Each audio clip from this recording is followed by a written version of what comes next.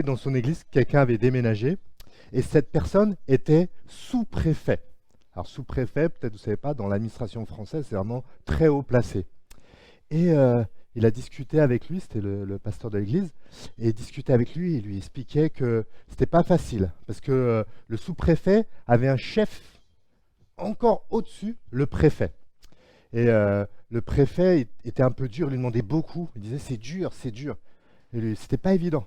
Et il a même dit qu'à un moment, le préfet est venu le voir, il a dit au sous-préfet, vous êtes un peu comme mon esclave. Un peu comme mon esclave. Voilà.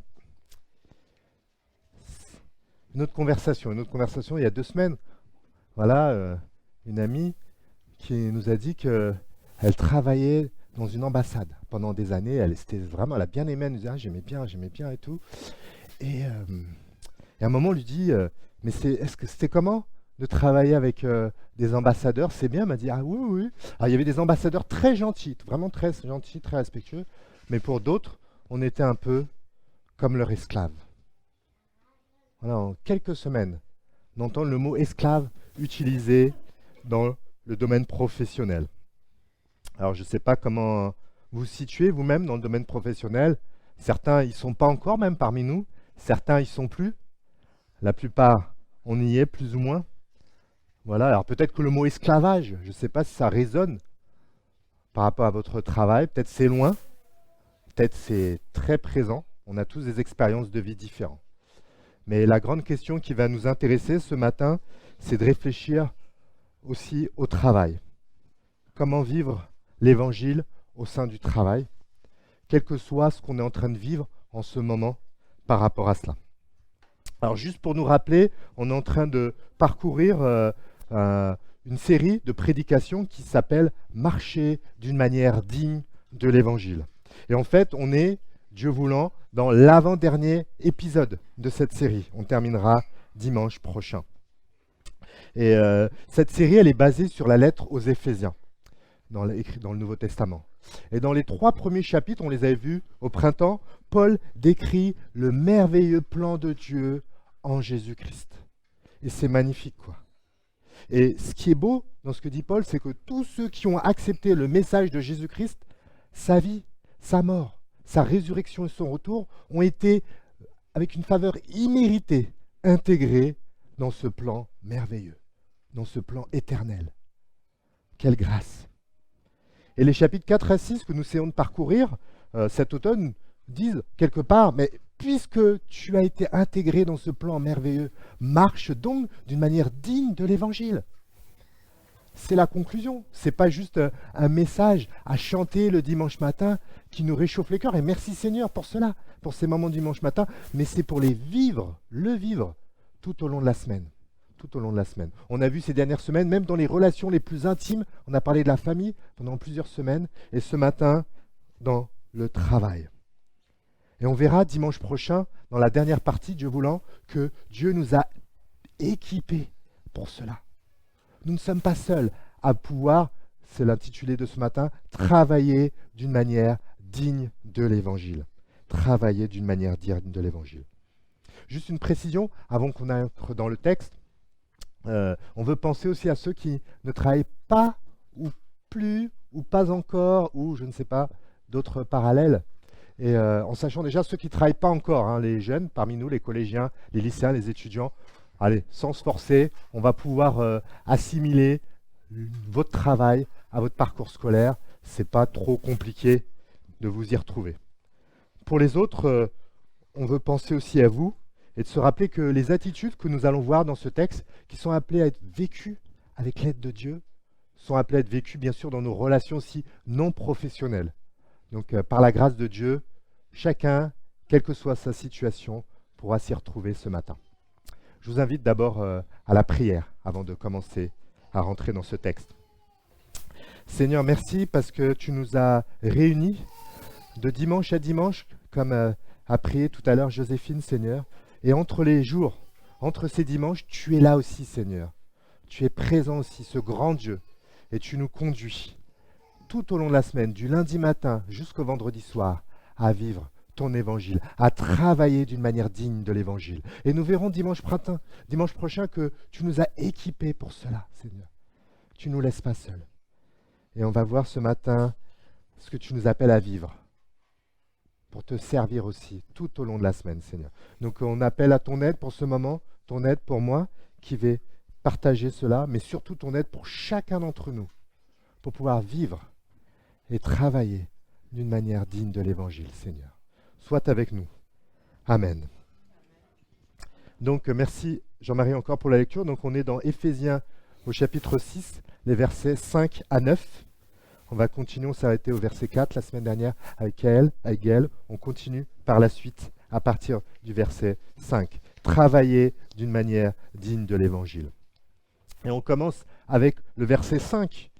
Vous, esclaves, obéissez à vos maîtres terrestres avec crainte et respect, avec droiture de cœur. Alors déjà, le texte, il commence de manière, waouh, c'est un peu bizarre. On est forcément un peu choqué par ce début. C'est un peu comme si la Bible tolérait, encouragerait, je ne sais pas quel mot vous utiliserez, l'esclavage. Et là, on est déjà bien embêté avant de rentrer dans le cœur du texte. Alors c'est important, dans la Bible, deux choses importantes. Première chose importante, le contexte. Alors on est au début de notre ère, comme on dit, au 1er siècle après Jésus-Christ, dans l'Antiquité, et il y avait déjà des millions d'esclaves qui constituaient la base de l'économie à cette époque. Alors comme diraient les spécialistes, un esclave, c'est vrai, pouvait donner des cours particuliers aux enfants, c'est vrai, il y avait des esclaves qui faisaient ça, d'accord, c'est vrai. Mais d'autres mouraient au travail. En fait, il y avait un fait central, de toute façon. Vous étiez la propriété d'un maître. Donc ça, déjà, c'est problématique, quelle que soit la bienveillance et la gentillesse hypothétique de ce maître. Alors ce verset 5 peut nous choquer, peut-être il te choque. Qu'est-ce qu'il fait dans la Bible? Et là on a un autre danger, après avoir vu le contexte, c'est de donner le sens d'un thème, selon la vision biblique, à partir d'un verset. Ça c'est un grand danger pour chacun d'entre nous. Faisons attention, chers frères et sœurs. On a besoin de voir le message de la Bible sur un thème du début jusqu'à la fin, pour pouvoir vraiment rentrer et savoir qu'est-ce que la Bible dit à propos de ce thème, et ce verset 5 nous parle de l'esclavage. Donc on n'aura pas le temps de rentrer dans le détail, mais un bref petit parcours quand même, on en a besoin. Dès les premières pages de la Bible, dès les premières lignes, la Bible nous dit que Dieu a créé chaque être humain à son image. Donc traiter un être humain comme sa propriété s'oppose dès le début au message de la Bible. Allons un peu plus loin dans la Bible, dans la partie qu'on appelle l'Ancien Testament, avant la naissance de Jésus. Même dans le peuple de Dieu, il y avait, c'est vrai, des esclaves, c'est vrai. C'était des personnes qui s'étaient mis volontairement au service d'autres personnes parce qu'ils étaient dans une situation de détresse matérielle. Mais là même, la bonté de Dieu est là même dans ce contexte, parce qu'on voit dans Deutéronome au chapitre 15 que ces esclaves devaient être libérés au bout de quelques années. Et non seulement ils devaient être libérés, mais les maîtres devaient leur donner des biens, ce qu'il fallait pour qu'ils commencent une nouvelle vie. Comme un reflet de la libération que Dieu veut proposer à son peuple et qu'il leur avait déjà proposé à eux en Égypte, comme un reflet de la bonté et de la bienveillance de Dieu qui se soucie de nos besoins du quotidien. Mais ce n'est pas tout. Regardons le Nouveau Testament. Et on va regarder, on n'a pas le temps, donc on va regarder ce que Paul dit. 1 Corinthiens 7, 21. Étais-tu esclave quand tu as été appelé? Ne t'en inquiète pas. Mais si tu peux devenir libre, profites-en plutôt. Dans 1 Timothée 1, 10, Paul fait une citation de toute une catégorie de personnes. Et dans cette catégorie, dans 1 Timothée 1,10, il y a les marchands d'esclaves, qui font partie de ces personnes, je lis, qui commettent des actions contraires à l'enseignement authentique que vous avez reçu. Les marchands d'esclaves qui commettent des actions contraires à l'enseignement authentique que vous avez reçu. Plus globalement, Paul écrit à son ami, à son frère en Christ Philémon, une lettre au sujet de Onésime. Onésime était un esclave de Philémon et s'était enfui. Donc il s'était enfui. Et dans son chemin de fuite, Onésime a accepté le message de Jésus-Christ. Il était venu même œuvrer, servir le Seigneur avec Paul. Et Paul voulait donc une réconciliation entre ses deux frères, Philémon et Onésime, le maître et l'esclave. Et il écrit cette lettre à Philémon, justement, où il aurait pu mettre une pression chrétienne, une pression évangélique auprès de Philémon, mais non. Il fait appel à l'amour chrétien, l'amour de l'évangile, l'amour de Dieu. Et il écrit à Philémon, chapitre 1, versets 15 et 16, il n'y a qu'un seul chapitre dans Philémon, en versets 15 et 16, au sujet de Onésime, « Peut-être, en effet, a-t-il été séparé de toi pour un temps, afin que tu le retrouves pour l'éternité, non plus comme un esclave, mais comme un frère bien-aimé. » Non plus comme un esclave, mais comme un frère bien-aimé. Voilà, ça nous donne un regard plus global de Paul sur l'esclavage. Et par ses écrits, par ses propos, même parce qu'on va voir ce matin, Paul fait partie de ceux qui ont contribué quelque part à la disparition ou l'affaiblissement, parce que disparaître totalement c'est encore compliqué, à l'affaiblissement profond de l'esclavage dans le monde antique. Et on connaît l'histoire de l'humanité, on a ces images dans le monde, même en France, même aux Antilles, même aux États-Unis, en Amérique, ou dans d'autres endroits du monde, où l'esclavage est apparu encore plus fort qu'à l'Antiquité. De manière encore plus réelle, on a des images de films, d'histoires, de documentaires que vous avez en tête. Et heureusement, des hommes, des femmes se sont levés pour cela. Même un chrétien, j'ai vu William Wilberforce dans un film Amazing Grace, qui a été l'un des principaux abolitionnistes. Voilà, mais on peut prier encore pour l'esclavage, parce que même si en France, officiellement, légalement, ça a disparu, dans d'autres pays du monde, on prie que ça puisse disparaître, parce que ça continue encore aujourd'hui. On prie que des hommes et des femmes se lèvent encore, et que les chrétiens dans ces pays puissent avancer. Pourquoi pas nous aussi, à distance, en parler aux hommes politiques, à nos députés, pour qu'ils puissent faire pression. Mais voilà, revenons en France en 2023, dans cette situation-là. Peut-être que l'esclavage peut sembler loin de votre situation professionnelle. J'ai cité au début, rappelez-vous, 2 personnes pour qui le mot esclave, travail, ce n'était pas vraiment des choses complètement folles à associer. Je ne sais pas vos circonstances professionnelles actuelles, mais les circonstances professionnelles parfois peuvent être pénibles. Je ne sais pas dans ce que tu vis professionnellement. Des fois, vous avez peut-être connu l'hypocrisie, le mensonge, les coups tordus. Et même pour ceux qui ne travaillent pas ou plus, on peut vivre ces choses-là comme on est dans la famille, dans le voisinage. Comment vivre ou travailler d'une manière digne de l'Évangile selon nos différents contextes qui peuvent être difficiles, même quand on ne les assume pas à l'esclavage. Paul dit, agissez, au verset 5, avec respect et droiture de cœur. Respect et droiture de cœur. Tout le monde aime les gens droits, les gens qui sont sincères. On aime tous ça. Et vos collègues ont besoin d'avoir auprès d'eux des collègues respectueux, des élèves, des collègues qui vivent avec une droiture de cœur. Tout le monde est intéressé, croyant ou pas croyant, de côtoyer des personnes sincères et qui ne sont pas intéressées. Comment être ce type de personne de manière brillante, lumineuse, dans ce monde qui en a tant besoin? Paul nous dit tout de suite après, en changeant de motivation. Verset 5, la fin du verset 5, faites cela par égard pour le Christ. Verset 6, n'accomplissez pas votre tâche seulement quand on vous surveille, comme s'il s'agissait de plaire aux hommes. Travaillez pour Jésus-Christ. Travaillez pour les hommes. Il y a 2 directions possibles. Et on ne veut pas être trop manichéen. Si l'un d'entre nous est boulanger et il a envie de faire du bon pain pour faire plaisir à ses clients, c'est super, c'est génial, c'est ce qu'il faut faire. Bien sûr. Mais des fois, vouloir plaire à l'autre, que ce soit un client, un usager, un chef, peut devenir quelque chose de pressant. En plus, quand les attentes ne sont pas toujours légitimes, ça peut être vraiment comme des fois un esclavage même. On est à la merci de l'évaluation d'un chef, parce qu'on veut toucher une prime qui peut être tout à fait justifiée, donc on va rentrer dans une dynamique qui peut être des fois très pressante. Ou des fois, c'est juste pour garder son poste, parce qu'on est à l'essai, on a un CDD, on veut que ça se transforme en CDI. Ça peut être très, très pressant.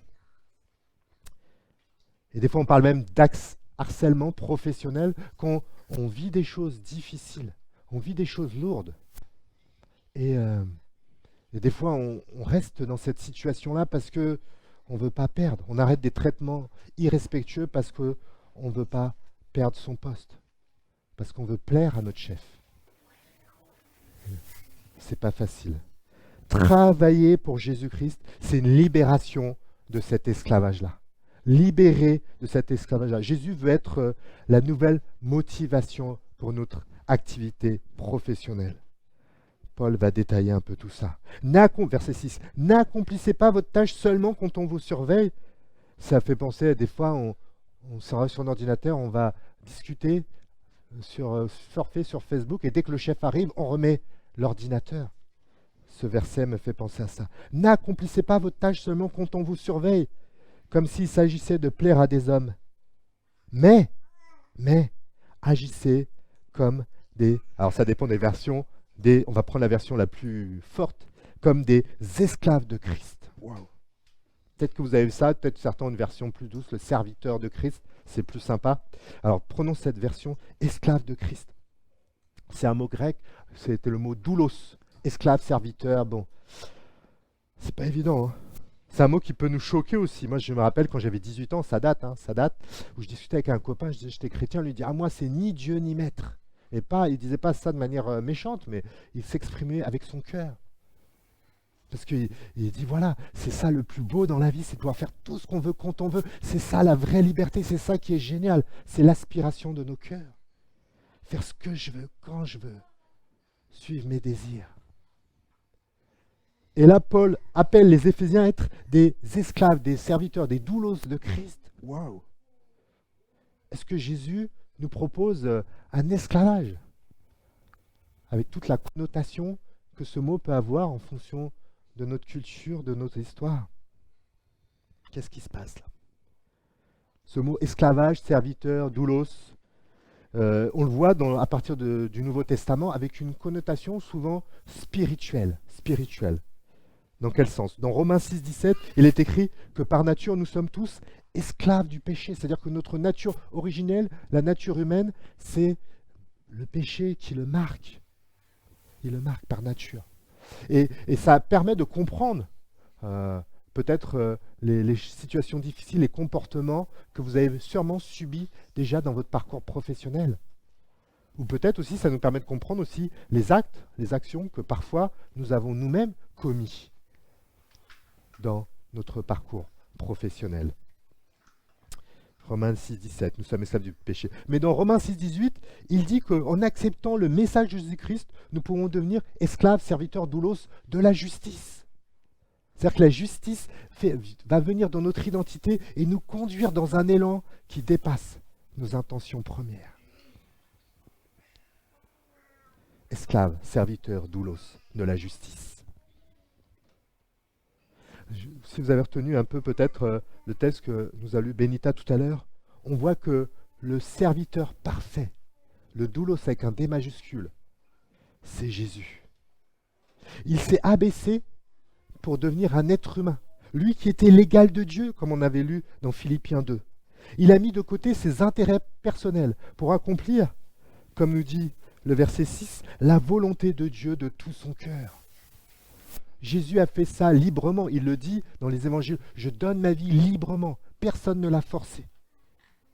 Mais il a accompli la volonté du Père en mourant sur la croix pour notre péché, notre esclavage, dans lequel nous pouvons nous dépâtir tout seuls. Jésus-Christ, le serviteur parfait. Et en lui, nous pouvons être libérés de cet esclavage.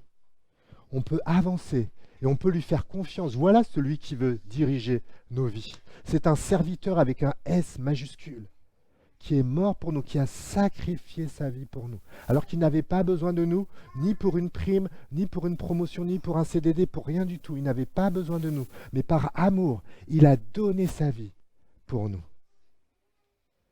Et ce thème de serviteur, esclave, doulos dans la Bible met l'accent sur notre appartenance, une nouvelle identité en Jésus-Christ, pour ceux qui ont accepté son message. Peu importe ton patron terrestre, pour ceux d'entre nous qui avons un patron, peu importe. Tu as maintenant, quelque part, un patron céleste. Et peut-être le mot patron a une mauvaise connotation pour toi, mais c'est un patron bienveillant, le meilleur des patrons, qui veut t'aimer inconditionnellement, même quand ton activité n'est pas très brillante. Faites votre travail de bon gré, et cela par égard pour le Seigneur, et non par égard pour les hommes, nous dit le verset 7. Travailler pour Dieu. Une fois, on échangeait avec quelqu'un qui s'est engagé dans l'église et c'est super, et c'est génial. Merci à tous ceux qui sont engagés encore pour le service ce matin. Beaucoup, merci. La célébration. Mais elle me disait, ouais, merci, c'est super, merci pour ton service. Ah oui, voilà, mais on travaille déjà la semaine et c'est pas important le travail. Là, servir Dieu le dimanche à l'église ou dans la semaine, servir Dieu, ça c'est le vrai service. Et Paul dit non, non, non. Verset 7, faites votre travail de bon gré et cela pour égard pour le Seigneur. Cette nouvelle identité pour les enfants de Dieu fait voir le travail comme une manière de servir Dieu.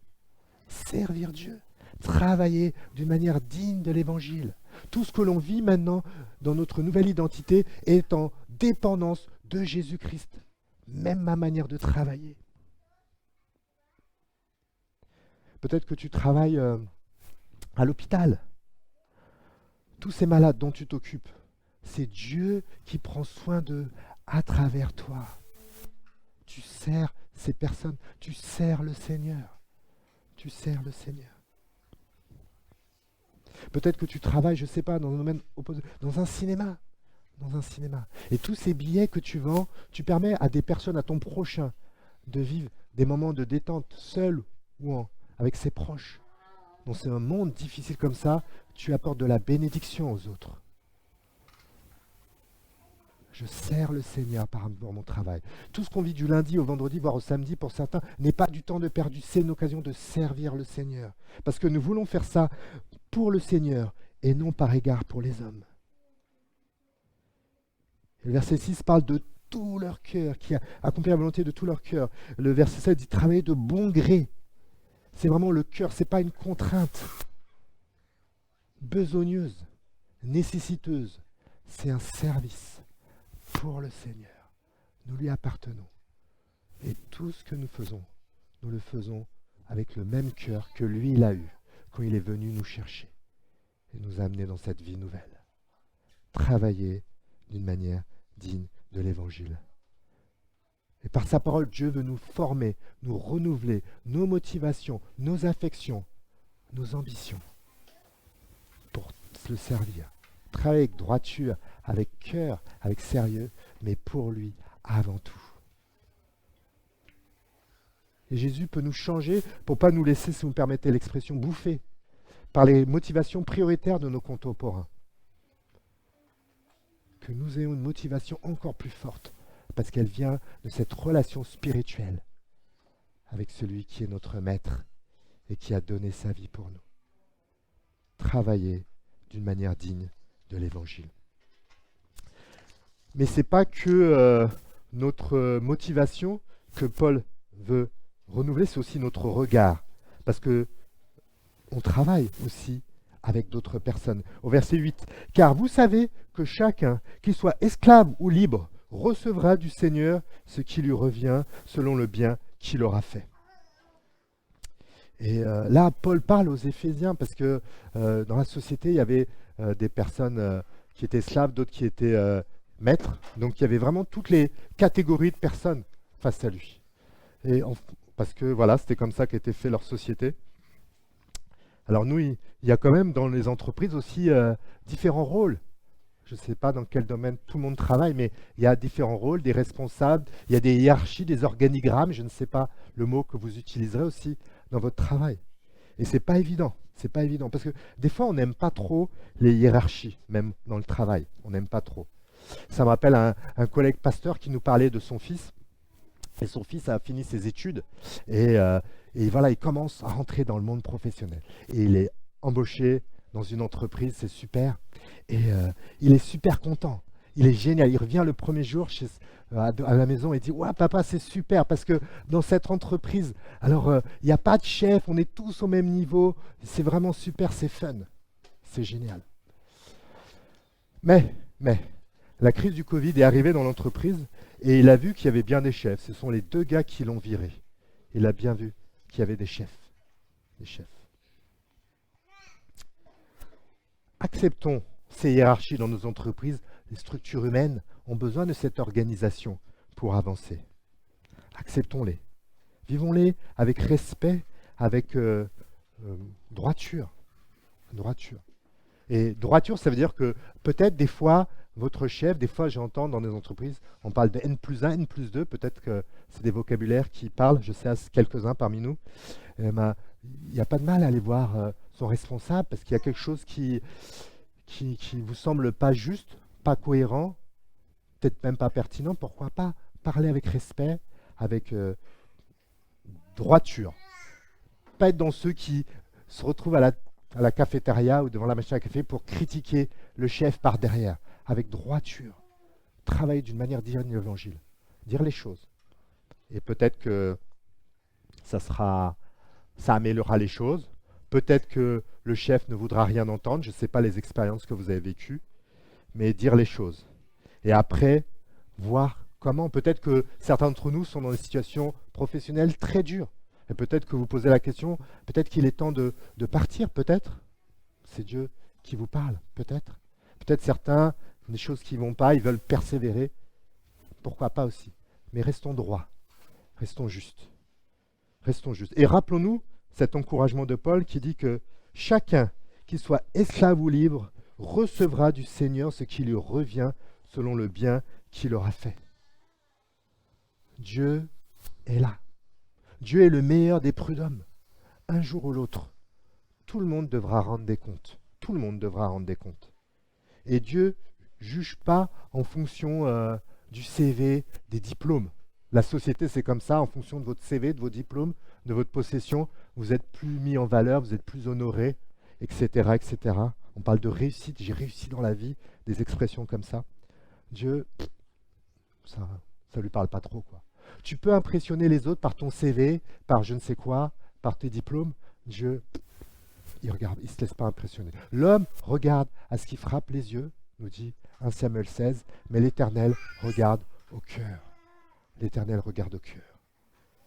Il ne juge pas comme ça, comme nous on juge, comme la société juge.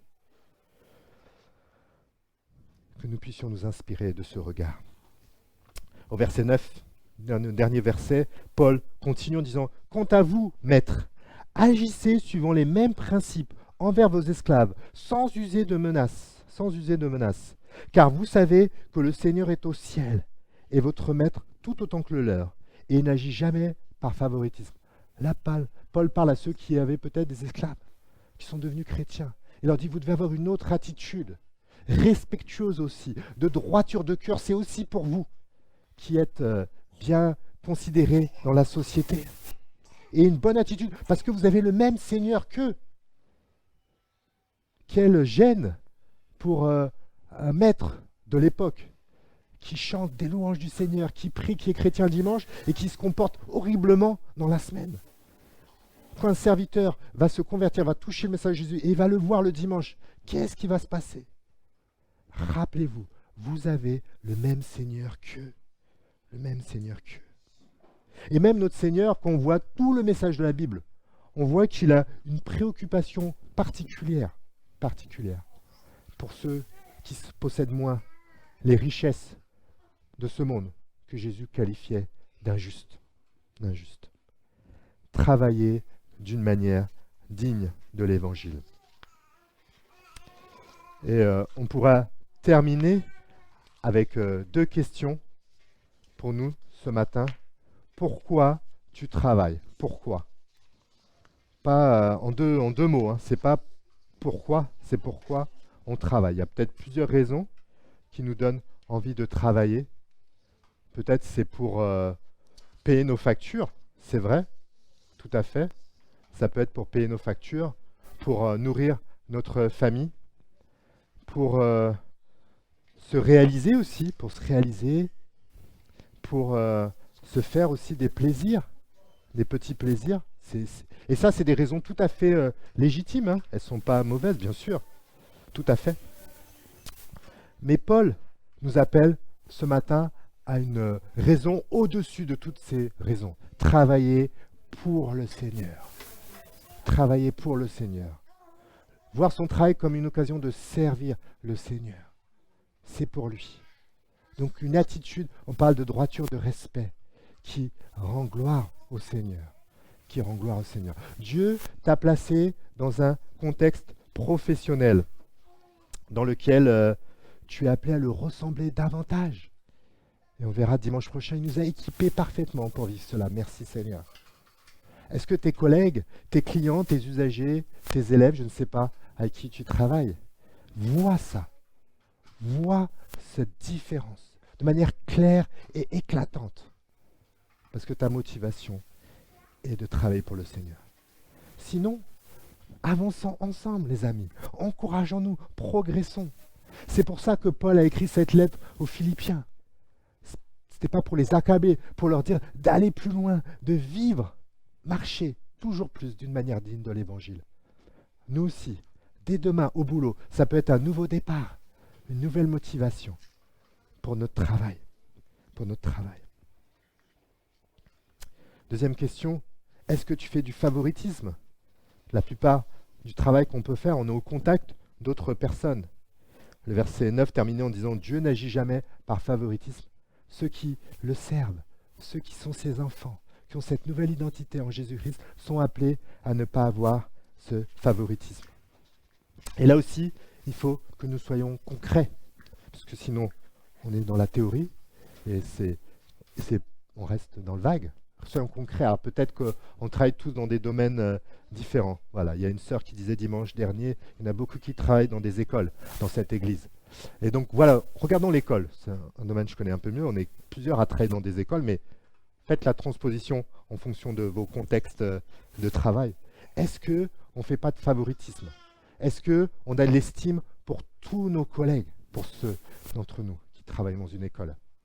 Tous. C'est-à-dire l'estime, ce n'est pas quelque chose d'abstrait. Est-ce que tous nos collègues, je ne parle pas que du directeur de l'école qui peut nous évaluer, qui peut nous donner des primes ou je ne sais pas. Non, je parle de tous nos collègues, même les collègues qui œuvrent pour l'entretien, par exemple, des locaux dans lesquels on va travailler dans des bonnes conditions avec nos élèves. Nos élèves vont être bien à l'aise parce que tout est propre grâce à ces collègues-là. Est-ce qu'on a de l'estime pour eux? C'est-à-dire, est-ce qu'on s'intéresse à eux? Est-ce que eux-mêmes, au fond de leur cœur, sentent qu'on a de l'estime pour eux? Parce que nous sommes les serviteurs de celui qui ne fait jamais de favoritisme. Et même pour ceux qui ne travaillent pas ou plus, je me rappelle les mots, je cite de mémoire, du président de la République Emmanuel Macron au milieu du Covid. On ne cite pas souvent Emmanuel Macron à l'église. Bon, enfin bref. Il avait dit, au plus fort de la crise du Covid, nos sociétés devront se souvenir de ceux qui font des métiers dits essentiels que la société, justement, honore et rémunère si mal. Est-ce que nous, en tant que chrétiens, nous ne devons pas être en première ligne, comme ces chrétiens qui avaient été en première ligne lors d'autres combats dans l'histoire, pour honorer ceux que la société honore justement et rémunère si mal? Travailler d'une manière digne de l'Évangile. Prions. Seigneur, merci pour chacun d'entre nous, Seigneur. Merci parce que tu connais ce qu'on vit tout au long de la semaine. Et peut-être c'est des choses douloureuses pour certains, douloureuses. Et toi, tu connais la douleur, Seigneur. Tu sais les difficultés qu'on peut vivre, Seigneur. Tu es venu sur terre, Seigneur, pour expérimenter la vie humaine avec ses difficultés, avec les pressions, avec les jalousies, les rivalités, Seigneur, avec les injustices. Tu as vu ça de près, Seigneur, et nous avons un Seigneur qui connaît ça au plus profond de sa chair, qui l'a vécu. Compatis à nos difficultés, Seigneur, et viens nous chercher où que nous soyons aujourd'hui. Viens nous entraîner, Seigneur, dans notre nouvelle identité, pour que nous puissions avancer et travailler d'une manière digne de l'Évangile, Seigneur. Tu as donné ta vie pour nous, par amour pour nous, Seigneur. Tu nous as montré c'est quoi l'amour, c'est quoi le service, c'est quoi la droiture et la générosité, Seigneur.